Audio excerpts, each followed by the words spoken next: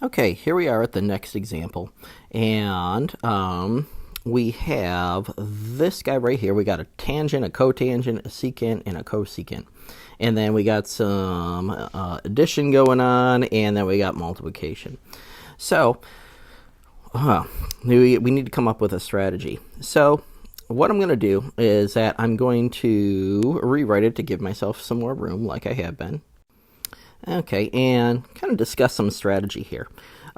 First things first is that oftentimes when we have addition or subtraction on one side and then having multiplication on another, the addition and subtraction side might be the side that you want to pick, because oftentimes if we get like maybe common denominators, we'll have some other stuff going on with it, and it could unfold a lot nicer than maybe this side. So yeah, well, let's go ahead and pick the left-hand side for giggles and see what happens here. Now, we also want to take a look at rule number 3, is at if you are stuck, change everything to sine and cosine. And in this example, we probably want to do that because there's just not a whole lot to do, okay? We got in basically, as is, we're kind of like stuck unless we rewrite it. So let's go ahead and rewrite the following. Let's rewrite tangent as the sine over cosine. And let's rewrite cotangent as cosine over sine. And so now we're like, okay, this gives us a little bit more to go on because now we have some stuff to do.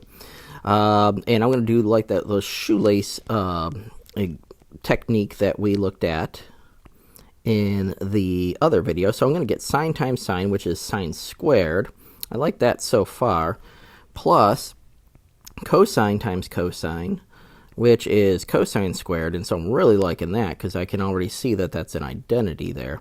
And then we have sine, let's put, cosine, sorry about that, times sine, the last part of the shoelaces here. Okay, so now I know that using the identity of sine squared plus cosine squared equals 1, I can just turn the entire top into 1. And I like that a whole lot because now I have kind of like peeking over on the right-hand side. I think I have something that is going to work out nicely.